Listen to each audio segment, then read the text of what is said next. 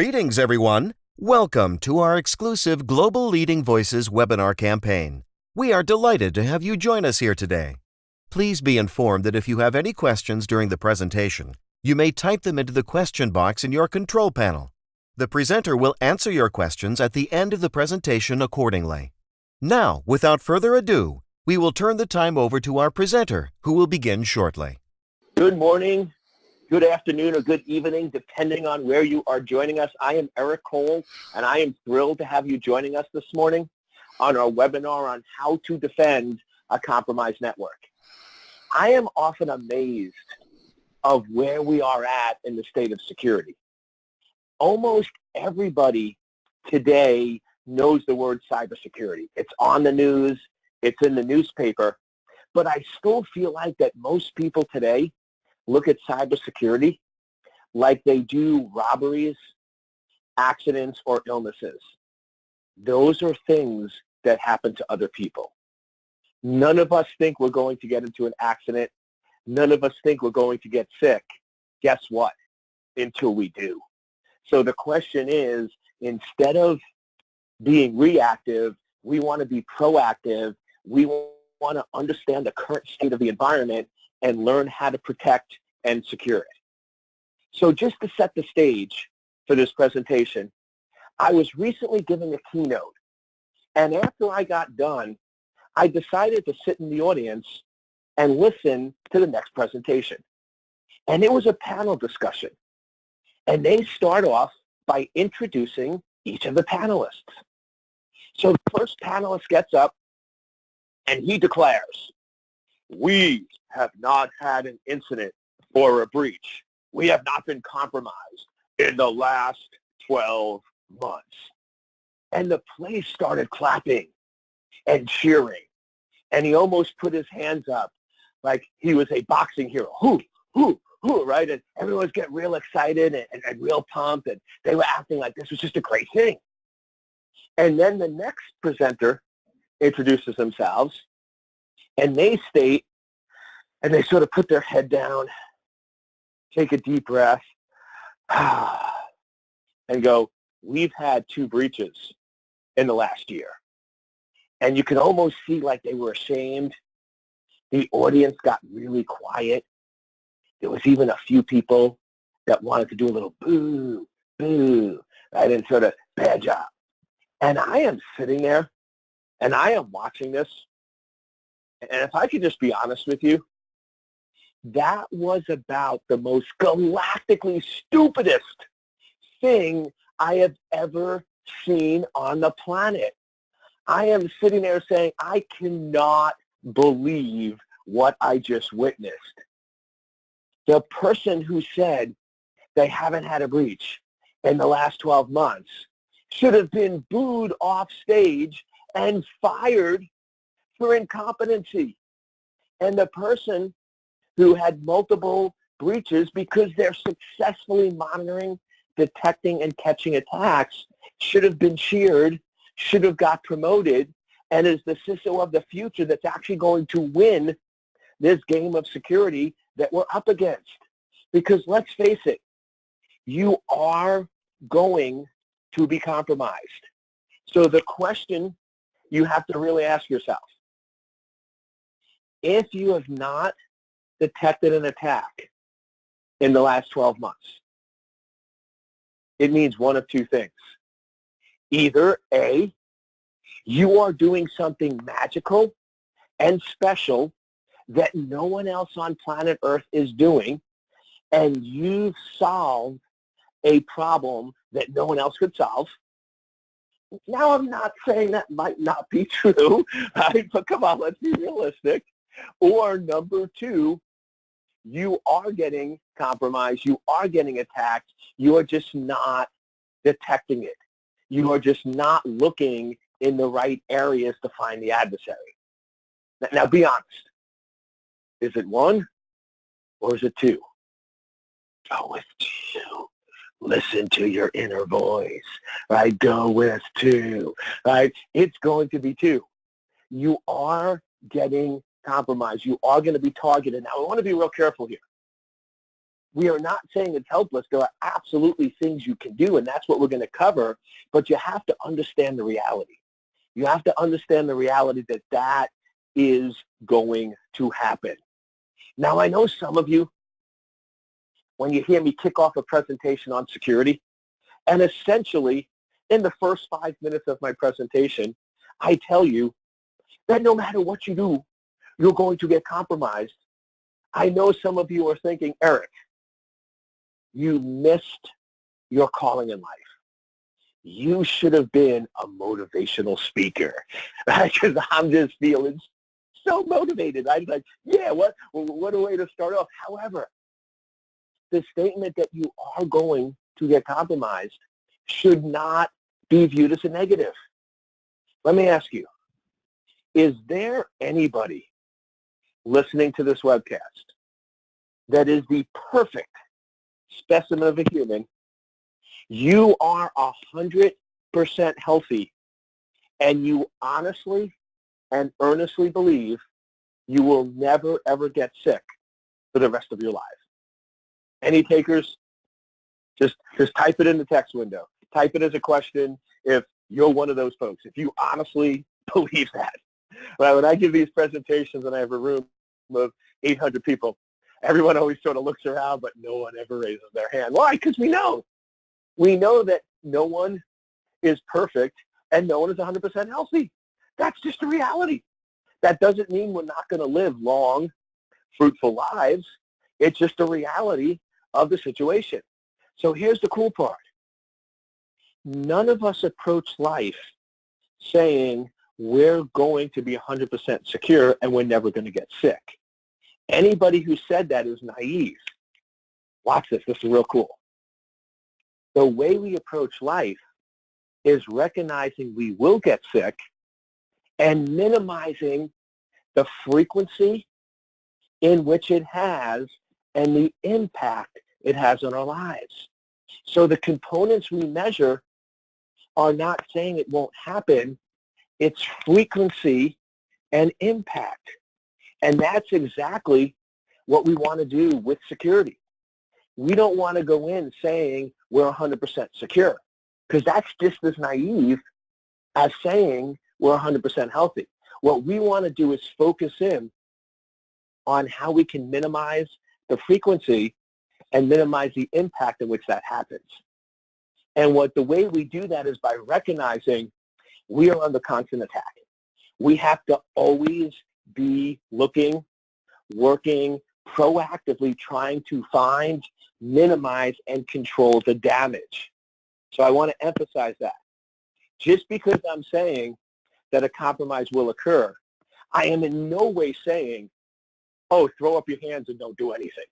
Like, that's just stupid. Right? You need to go in and control and minimize the damage. You need to do early detection. You need to proactively patch systems, minimize connectivity, properly protect data to minimize that overall impact. And one of my favorite quotes that I have in my office, it's an African proverb, and what it says is, every morning in Africa, an antelope wakes up, and it knows that it must run faster than the fastest lion, or it's not going to survive the day. And every day, a lion wakes up, and the lion knows that it must run faster than the slowest antelope, or it's going to starve to death. The bottom line is, when the sun comes up, it doesn't matter if you're an antelope or a lion. You better be running. You better be doing something. So my question is, what are you doing every day to protect, control, and secure your environment? Because I will tell you, the adversary is. The adversary doesn't sleep, doesn't take vacations, right? Doesn't stop. So you need to make sure that you have automated methods, you have key metrics, and those are all going to be the key takeaways that I'm going to give you in this presentation. But first and foremost, depending on your position, if you're an executive, have you accepted the fact that compromises are inevitable? Are you looking at the problem correctly? Because I will tell you right now, the metric that most companies use to measure security is a flawed, incorrect metric. And the metric they use to measure the ROSI, the return on security investment today, is if we don't have a breach, we are getting a good return. And if we do have a breach, we're not. How do I know that? Because what is the number one thing that happens when a breach occurs? Whoever is responsible for security gets fired. If that's not an indicator that they're using that metric, then I don't know what is. The problem is that's a flawed metric because it's going to happen. What we need to go in is develop better metrics. We need to get better visibility, and I will give you some of the ways of doing that, but we can't look at the problem saying if a breach occurs, that means that something bad or somebody didn't do their job. And I want to be clear.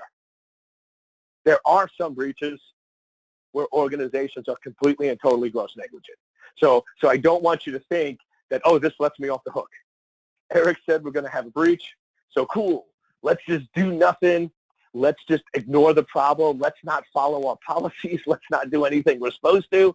And boom, we can just blame it on the breach. No, no, no, no, no. That is not what I am saying at all. What I am saying is you need to recognize it'll happen and then control, minimize, and reduce that impact. It's all about controlling and minimizing the impact. So as I mentioned, the goal of security is not on stopping the breach. It's controlling the damage and minimizing the impact. So one of the things I always like to do is pick a system, any system in your organization, and if it got compromised, what would be the impact? What would be the damage? What would that cause to your business?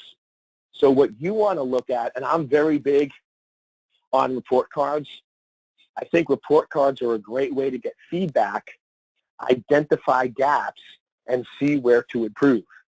So let me ask you right now, if I give you a report card, how well is your network architecture at controlling damage? How good are you at timely detection? And how effective are you at being proactive and finding the adversary before they find you? And I'll tell you, if you either say, I don't know, or you're getting below a B in any one of those areas, you need to rethink your security strategy. Because if you want to win in the game of security today, you need to recognize it's all about the data, the damage, and being proactive. So I sort of like to do a little intro to set the stage, but that is by no means the focus of my presentation. I am not the sky is falling, the sky is falling. I'm a solution guy. So I would like to spend the rest and most of the time on my presentation on how to win. What are the 5 things that you need to do to be able to go in and win at the current game of security that we're playing? Because whether you realize it or not, the game of security has changed. And the question is your playbook updated? Because if you're playing by the old rules, you're going to lose. So the 5 things that you need to do to join the winning team is make sure you have a proper foundation. Make sure you're thinking like the adversary to control the damage. Making sure you have visibility in optics. If you don't know what's going on and you're not getting feedback, you can't manage what you can't measure. So how in the world are you going to effectively manage security if you can't measure how well it's doing? Then you want to be proactive and recognize the fact that, okay, most attacks today are stealthy, targeted, and data focused. So we're probably not going to see visibility unless we actively look for that adversary. And then finally, let's make it harder for the adversary. Why are we letting the adversary very quickly identify and break into our environment? Let's start using some of these new techniques as active defense and deception to make it more difficult and deceive the adversary so we can have the advantage of early detection. Let's basically change the rules in our favor. So question, what is the most important part of a house? If you're getting a house or a building or any structure built, what is the most important part? The foundation. You can have the most beautiful house on the planet, but if you don't have a good, solid foundation, and that foundation starts to deteriorate, guess what's going to happen to the house? The house is not going to last. The house is not going to be around very long. So when you're building and designing a house, you spend a lot of time and a lot of energy on inspecting, verifying, and validating that foundation. If that foundation is not poured correctly, nothing else matters. Now, next question. What is the most important part of security? Okay, I'm just going to be throwing you softballs here. It's the same answer, right? The foundation. But wait a second. How much time, energy, and effort did you spend on building your security foundation, checking your security foundation, verifying? The problem is most organizations are trying to build a security house that has no foundation in place. Well, guess what? You could have the most beautiful security house. You can spend $30 million on security. And the problem is, as soon as the adversary comes a knocking, because there is no foundation, that security house falls very, very quickly.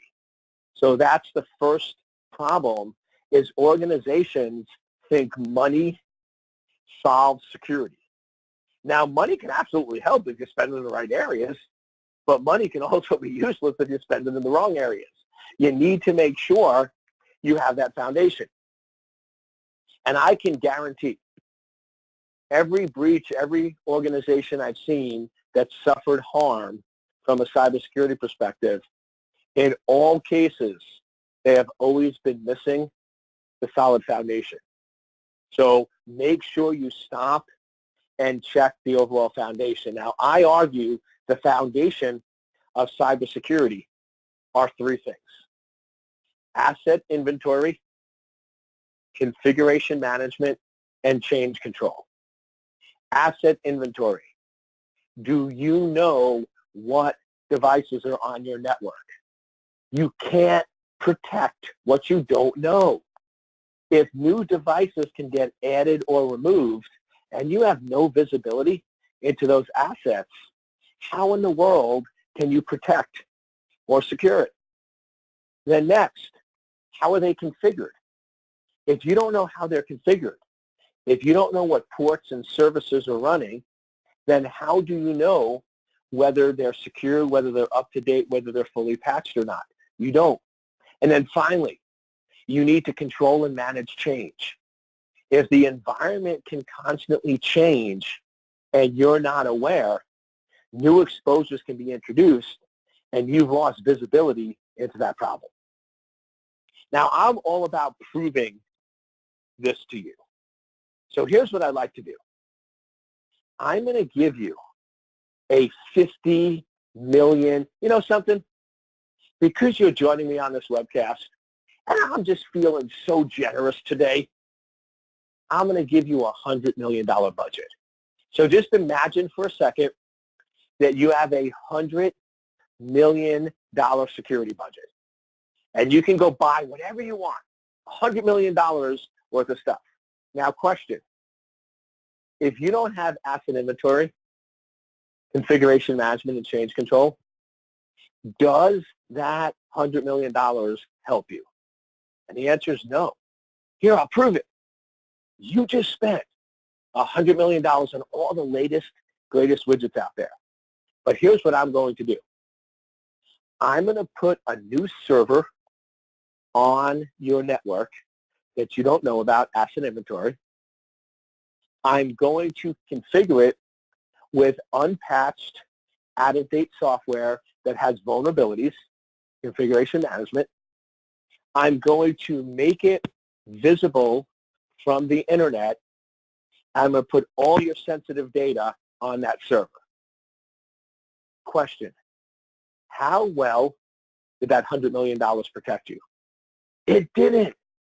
Because if I was able to change your environment by putting a new server that had vulnerabilities with exposure and access from the internet with your critical data, that $100 million have done nothing. Why? You didn't have the foundation. You built the house before the foundation was in place. So question, how well is your current security foundation? How well are you doing at asset inventory, configuration management, and change control? Now, I really want to give you solutions that work. So I'll just be honest with you. I know what many of you are thinking right now. Many of you are sitting there going, okay, Eric, I hear what you're saying.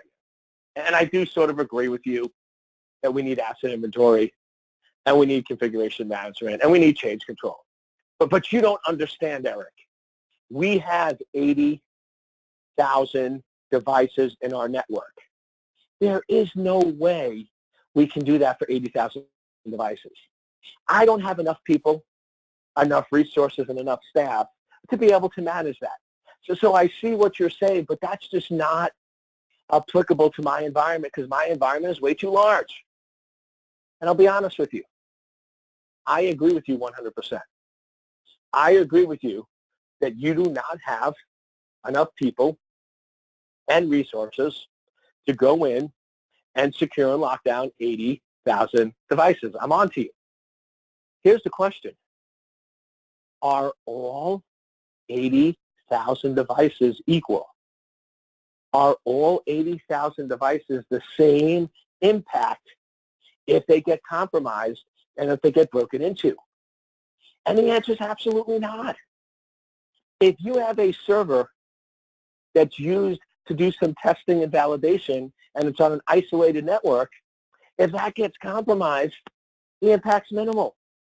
If you have a server that has 80 million records and that gets compromised, it's huge. So all of your servers are not created equally. So let me ask you a question. I know that you can't secure, lock down 80,000 systems. Question, can you do 80? Just 80, that's it. Okay, some of you are still not shaking your head. How about 40? Okay, now I see the head's nodding. Good, 40.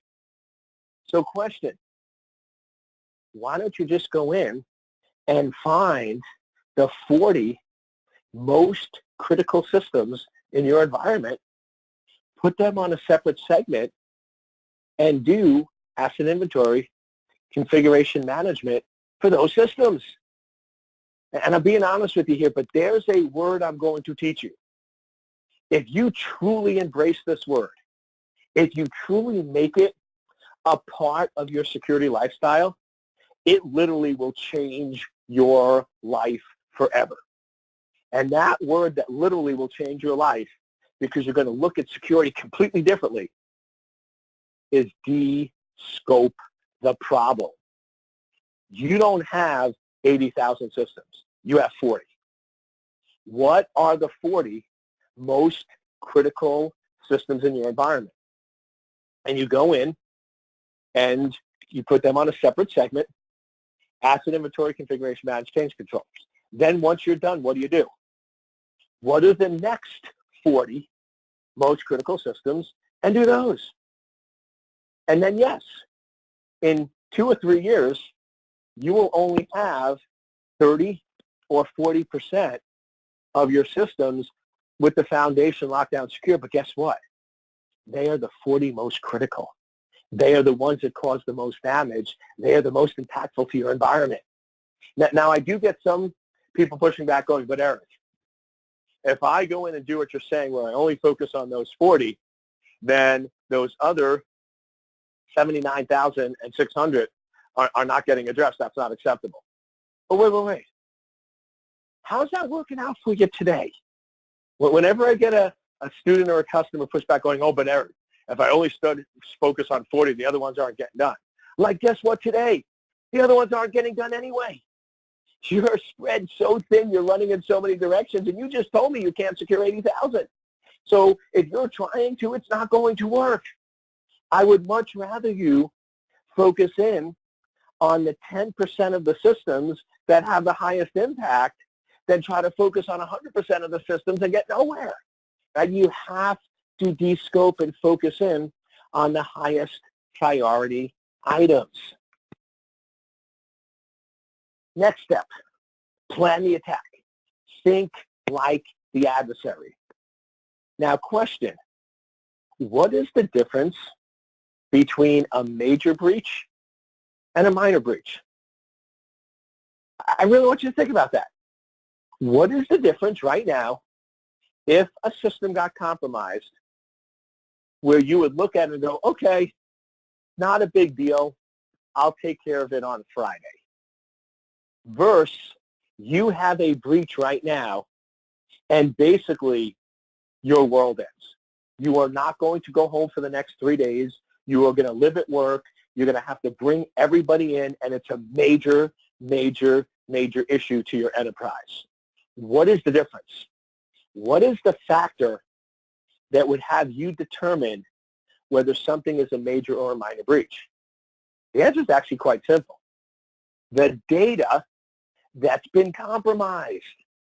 If somebody breaks in to a server and doesn't compromise any sensitive data or doesn't have access to any sensitive data, that's a minor breach. However, if somebody breaks in and accesses very sensitive data and large amounts of proprietary data, that's a major breach. So if the difference between a major and a minor breach is the data, question, why aren't you focusing in on that data? Couple of questions for you.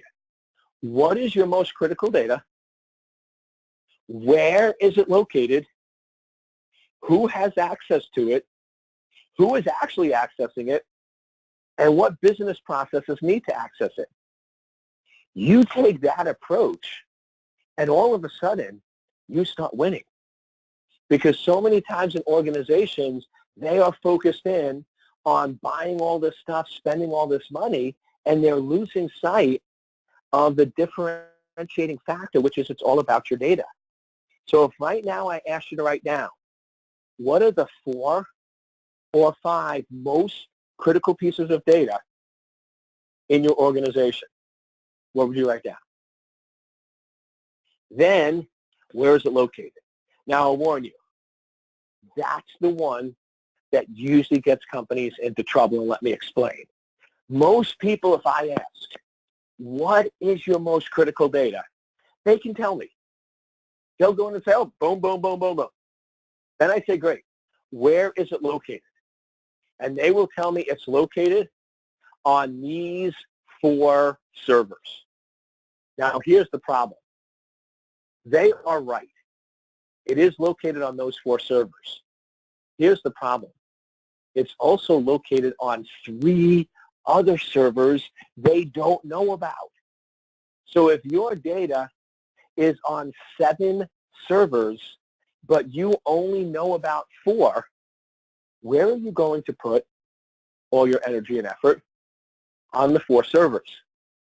When an adversary breaks in and tries to cause harm, which servers are they going to focus on? The 3 you don't know about.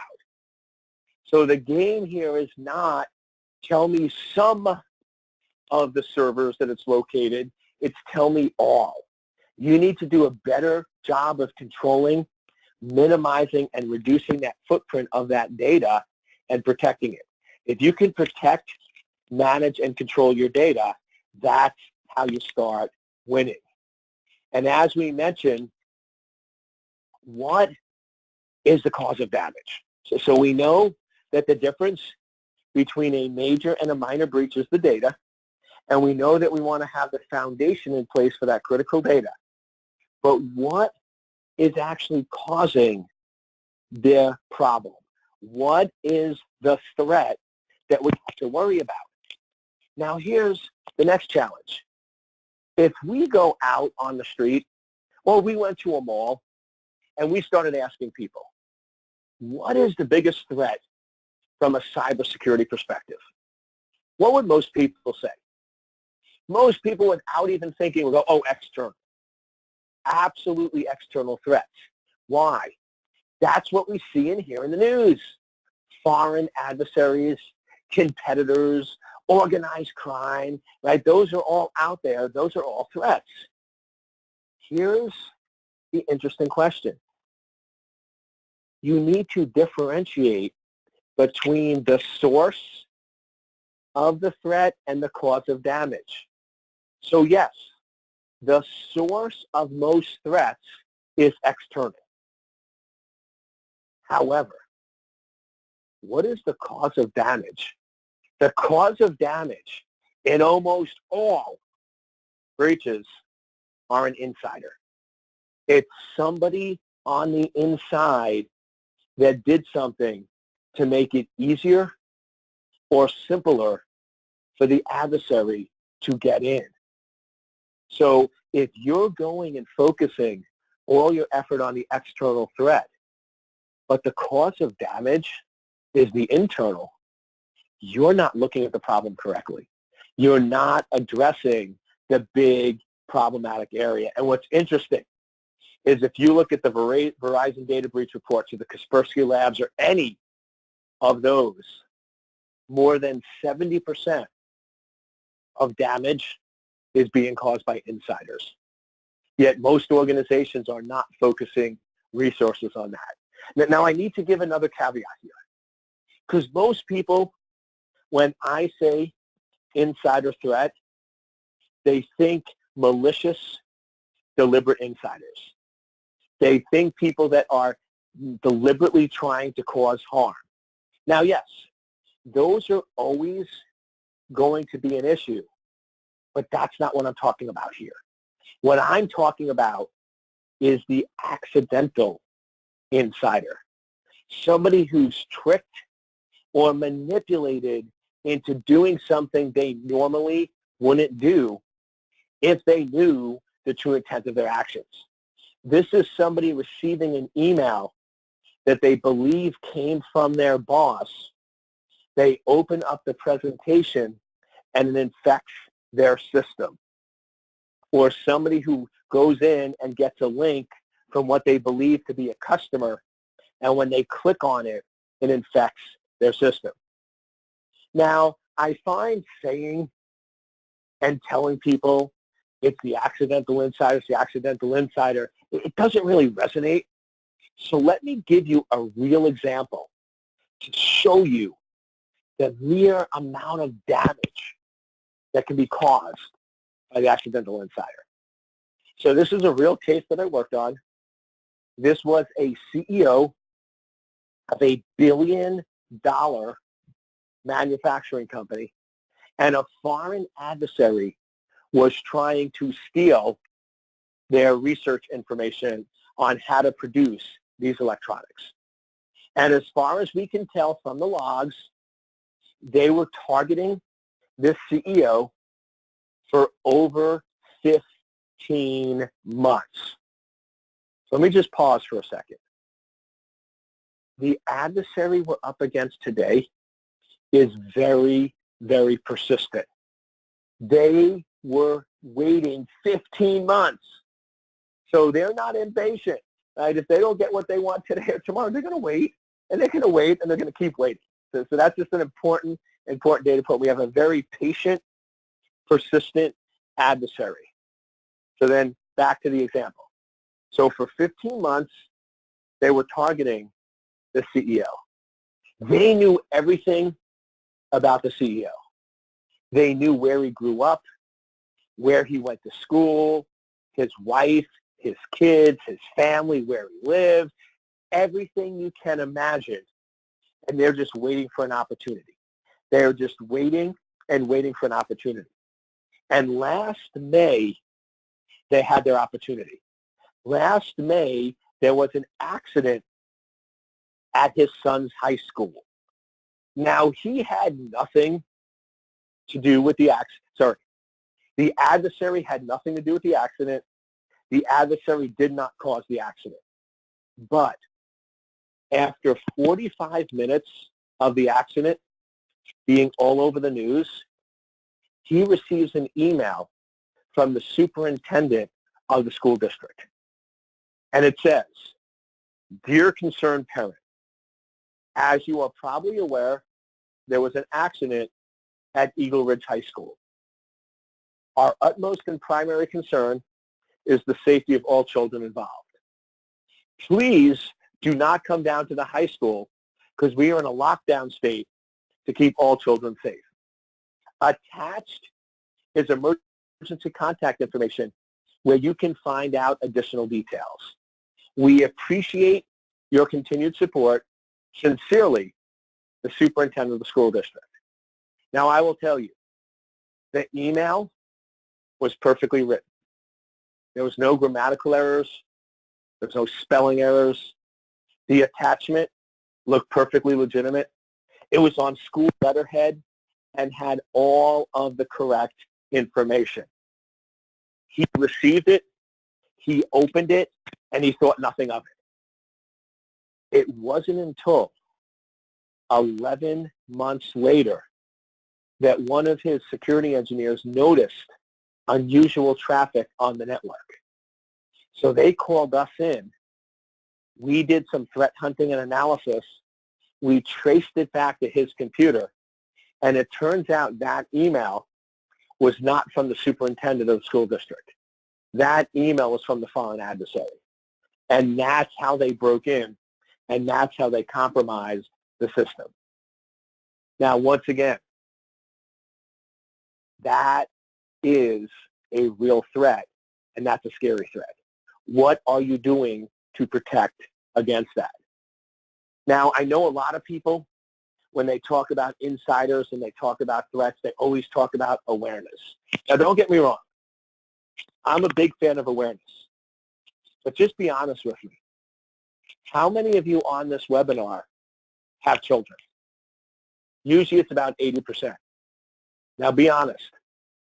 If there was an accident at your child's high school and you received that email, how many of you would have opened it?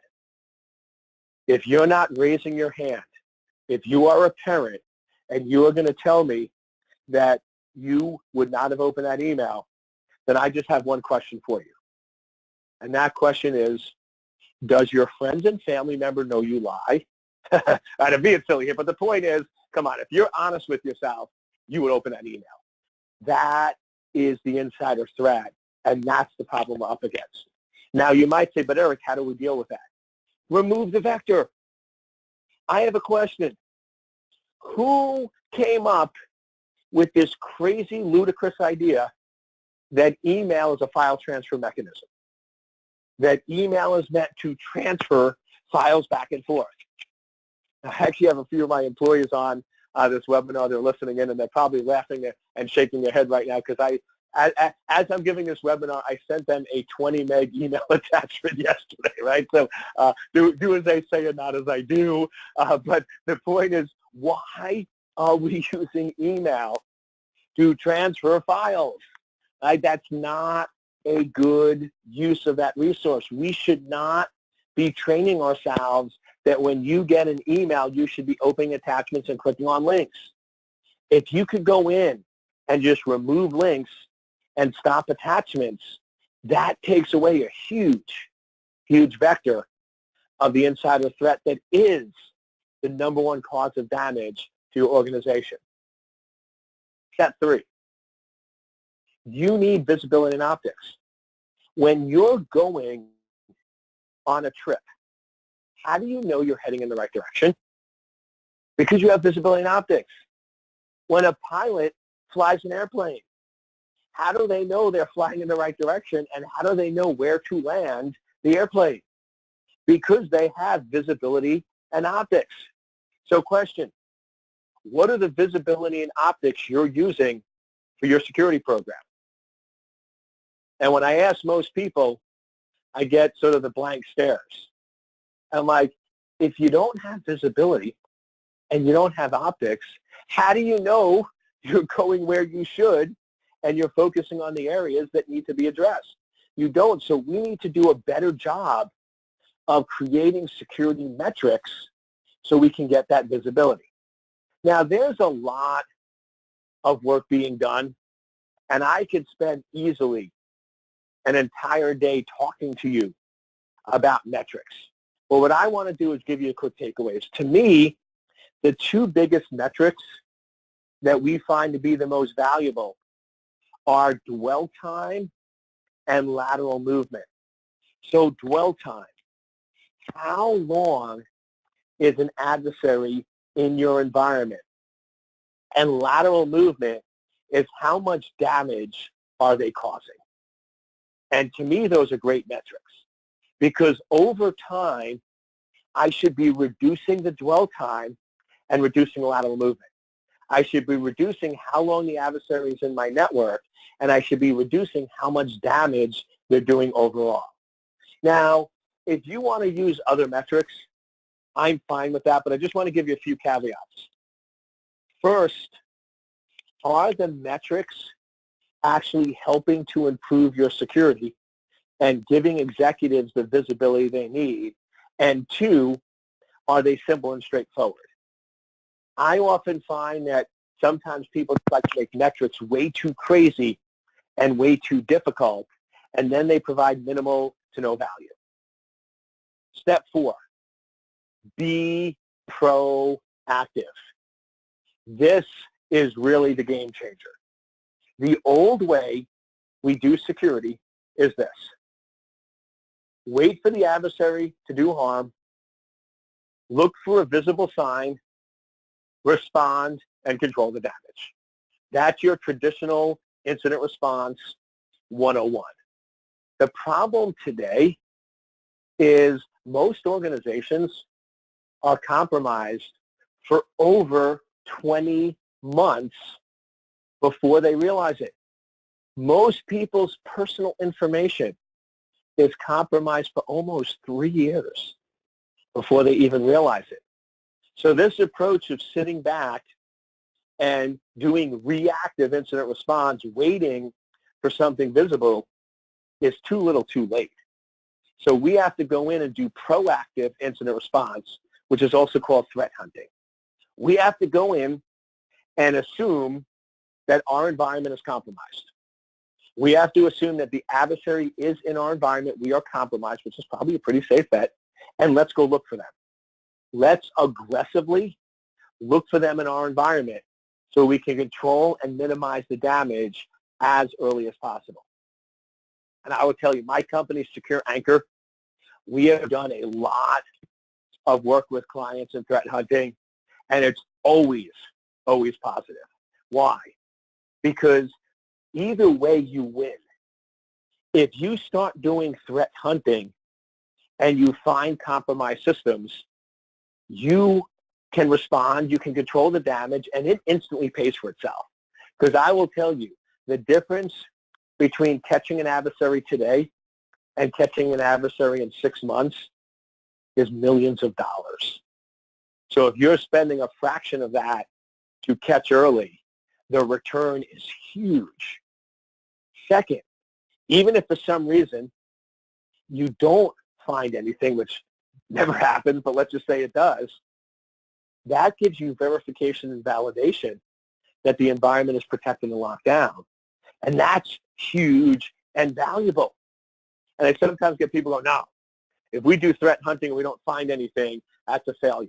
Wait.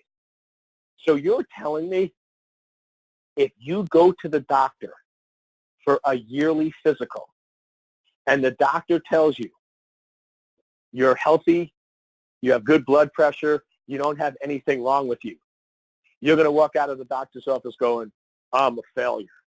I need to do a better job of not taking care of my body. I need to do a better job of eating crap so I have more problems next year. Of course not. I don't know where we got this insecurity that getting confirmation that you are doing things correctly is a bad thing. That's awesome. So either way, it's a positive. Now, when we look at threat hunting, there's two general ways of doing it. You have network-based threat hunting and host-based. So network-based threat hunting is where you go in and look at network traffic to look for indicators of a compromised system. And then host-based threat hunting is where you look at those individual computers to see whether they are compromised or not. And once again, I could spend an entire day teaching you about threat hunting, but I want to give you as much value as I can in this 1-hour webinar. So let me go in and show you some quick tips and tricks on threat hunting. The best way to build out the threat hunting is to look through the eyes of the adversary. Now, I have good news and bad news. The bad news is today every attack is unique and different. Every adversary works differently and acts differently. That's why a lot of our traditional security and a lot of our traditional signature detection just is not scalable. But here's the good news. The fundamental core characteristics of how an adversary works are the same. In almost every attack, an adversary is going to target an individual system. Then they're going to deliver a payload, whether it's by tricking somebody to click on a link or open an attachment, or they take advantage of an unpatched service and they break in. They're going to upload some payload. So they're going to deliver the payload, upload the files. They're then going to run a process, and they're going to survive a reboot because they want the longevity. Then they're going to make an outbound command to control known as a C2. They're going to perform internal reconnaissance, and they're going to pivot deeper and deeper into the network. Now, question. Out of everything on this list, what are the two areas that are most damaging? You're still not sure? Okay, give a little hint. What are the areas that are most damaging? Okay, you're still not getting my hint? I'll give you a bigger hint. What are the two areas that are most damaging?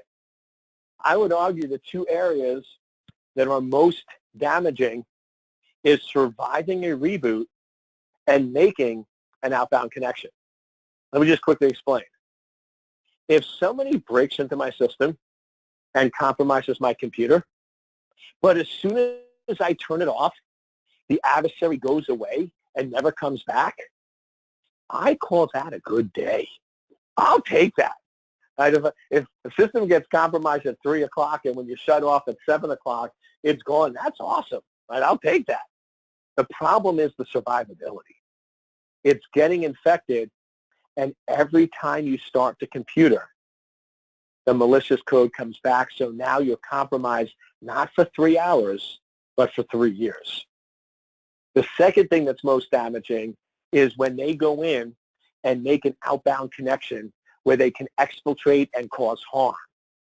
If somebody breaks into your computer but never communicates with the adversary, never uploads or downloads data, and never exfiltrates, modifies, or causes harm to your critical information, once again, I'll call that a good day.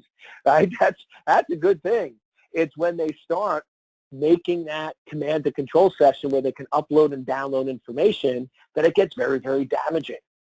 So surviving a reboot and the command to control channel are the two most impactful areas. Well, here's the cool thing. Surviving a reboot is host, and making an outbound connection is network. So when you begin your threat hunting, the way you do host-based hunting is by looking at what runs when your computer starts. And here's the nice thing. On every operating system, whether it's Windows, whether it's Linux, whether it's Mac, there's a finite number of ways that services can start at boot up. So if there's a finite number of ways and you can focus in on that finite number, you can look for rogue or malicious activity that's starting when your system boots and catch and find the adversary. Also, If you look at outbound traffic, there are distinct patterns of malicious outbound connections. Malicious outbound connections are encrypted. They often go to IP addresses that don't have domain names. They'll often go to IP addresses not associated with legitimate sites. So if you're looking at the outbound traffic and analyzing it, there are clear distinctions that you can pick up on. And then the final step is, let's make it harder for the adversary. Why are we allowing the adversary to come in, scan, find exposure points, and break in? The traditional way the adversary works is they will go in and scan systems. They will find 10 servers. They'll find 3 open ports. They'll find a potential vulnerability and try to exploit it. We've created an environment that is very, very adversary friendly. It's very, very easy for the adversary to break in. Question, what if we change reality? What if now, when they scan my network, they don't find 10 servers, they find 100. 10 are real, 90 are false. Then, when they port scan my system, they don't find 3 services, they find 7. 3 are real, 4 are not. What if when they go in and they download the accounts, there's now 50 accounts, 8 are real, 42 are false? So what we're now doing with our offensive countermeasures is we are now going in and creating deception. We're creating a false sense of reality. And here's the coolest part. It only hurts the adversary because your legitimate users are not going to be using unauthorized credentials. They're not going to be scanning your network, and they're not going to try to be connecting to servers that they shouldn't be. So now we create this environment that has no negative impact on your users and a huge negative impact on the adversary. Now, I'll be honest with you. When I first heard about deception and offensive countermeasures, I wasn't as big a fan because the initial idea was to slow down the adversary. And I'm like, okay, I guess slowing down the adversary is okay, but my concern was if you're not catching the adversary in 6 hours, even if it takes them 60 hours, I'm still not going to catch them. So I wasn't a huge fan, but then I had a revelation. And the revelation was this. I don't care how good the adversary is. I don't care how amazing their skills are. There is no way they will perfectly navigate the minefield. Any adversary will always hit some, not all, but some of your deception that you've deployed. So now it can be used as an early detection. If I have all these deceptive servers and all these deceptive accounts and all these deceptive services and no one is supposed to access them, even if the adversary only makes one mistake and hits one of those servers, I've now got early detection. I've now been able to detect and find that adversary and be able to take action. And like I said, I always like giving actionable things that you can do. So here's some of the different defense techniques. You have some of your traditional honeypots and honeycreds. You can also create a jailed environment where the idea is the old way of doing security is if you're legitimate, you're allowed in. If you're not a legitimate, you're blocked. Well, what's the problem with blocking an advanced adversary? What's the problem with blocking a persistent adversary? They're going to keep trying till you get in. So some people say, well, if you just keep blocking, you're postponing the inevitable. So the idea of a jailed environment is everybody gets in.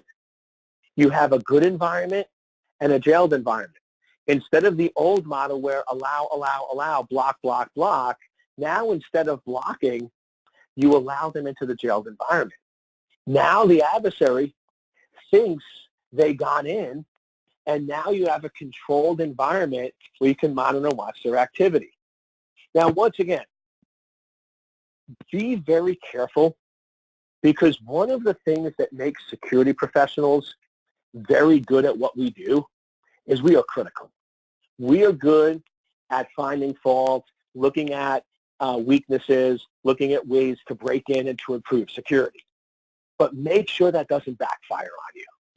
Because what I'm referring to is I have some folks go, but Eric, the jailed environment, some adversaries are going to be smart enough to know they're in a jailed environment and break into the real environment. Of course. Where did we ever say that 100% security exists? Right? No single measure is going to protect you 100% of the time. But here's what I'll ask you. In a jailed environment, what percent of adversaries will that catch? And in my experience, it's about 18%. Now, for the amount of money you spend, if you can catch, stop, and respond to 18%, and that's very low, by the way, and most clients it's high, I'm just giving you a very conservative number, that's pretty darn good. Why wouldn't you do that? So I just want to make sure you're clear, because I have some folks, when they listen to presentations, they're always going in and saying, oh, that's not going to work, that's not going to work, that's not going to work. No, no, no. Focus on when it's going to work, what percent of the time, and what return on investment you're going to get. That's how you win. So it's now time to take action. Are you going in and making sure you have a proper foundation? Are you verifying that you have asset inventory, configuration management, change control? Do you know where your critical data is? Are you going in and being proactive with threat hunting, creating deception to make it harder for the adversary, and most important, creating metrics to make it harder for the adversary, creating metrics so you can get better visibility into what the adversary is doing to improve your overall security. Now, final little takeaway I want to leave you with is what's in the bottom right-hand corner. And this is what I call my quick risk assessment. I want you to take a piece of paper and I want you to fold it into 3 columns. In the first column, I want you to list what are your critical assets. Now notice, for this exercise to work, you only get 1 piece of paper because I want you to prioritize. I don't want you to tell me 100. I just want you to tell me the top 4 or 5 areas. So what are the 5 most critical assets for your environment? Then in the second column, what are the threats that have the highest likelihood of causing harm to those critical assets? So notice, each column builds on the previous. So you start off with your critical assets, and then you look at what are the biggest threats. Then the third column, what are the vulnerabilities that would allow those threats to have the biggest impact? Now, once you do this mini assessment, what is the right-hand column? Those vulnerabilities are the highest priority items. If those vulnerabilities are not aligned with your current security roadmap, then your current security roadmap is not focused on risk. So the way you win at security is you always want to take a risk-based approach. You always want to look at what are the threats that have the highest likelihood and the vulnerabilities that have the biggest impact of causing harm to your critical data. And that's how you win at this game. Now, I do not take your time lightly, so I do appreciate you spending the last 60 minutes with you. I know you have a lot of different things to do, and the fact that you spent 60 minutes with me is great. I really, really want to thank you. And one of the ways I want to thank you is that if you send me an email at ecole@secureanchor.com, I would be more than happy to send you the slide presentation. Also, the way I like doing my presentation is I want to give you as much value as possible. So I spend the entire 60 minutes giving you content, and then we can do an offline Q&A. So if you have any questions or any comments, if you just shoot me an email at ecole@secureanchor.com. If you want more details or information on threat hunting or anything else, please let us know. But once again, I just want to thank PECB for hosting this. And once again, thank you for joining us on this webinar. If there's anything else I can do for you, please let me know. Thank you so much and enjoy the rest of your day. Thank you, Eric, for delivering this very informative presentation. We want to inform you that PECB provides training and certification services for ISO 27001 Introduction, Foundation, Lead Implementer, and Lead Auditor. The training is designed to provide you the required knowledge to carry out audits of information security management systems against ISO 27001 and be able to run the process involved in implementing SMS as defined in the standard. A PECB certificate will exemplify your dedication in implementing and managing these processes and frameworks, and most importantly, you will be recognized worldwide. Now, because of the time limitation, we will not be able to answer any questions for today's webinar. I would like to let you know that this webinar will be recorded and posted on our website and our YouTube channel along with the slides of the presentation.